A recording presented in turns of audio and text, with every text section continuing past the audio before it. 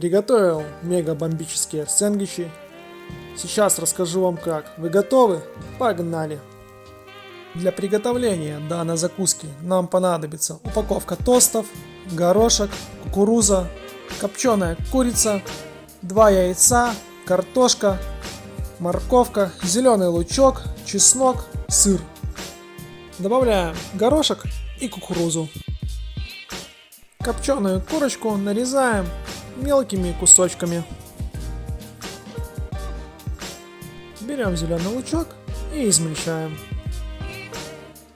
Чеснок выдавливаем или очень мелко нарезаем. Отварную морковку и картошку очищаем от кожуры.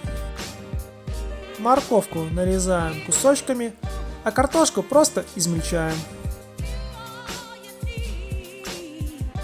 Яйца очищаем от скорлупы, мелко нарезаем.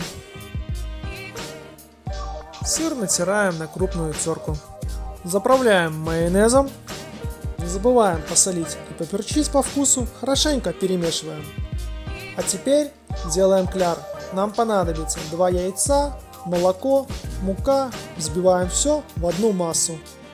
Выкладываем заправку на тосты и побольше. Закрываем и прижимаем.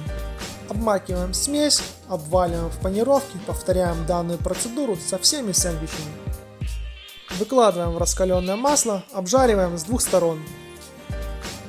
Короче, получилось очень сытно и вкусно. Всем рекомендую.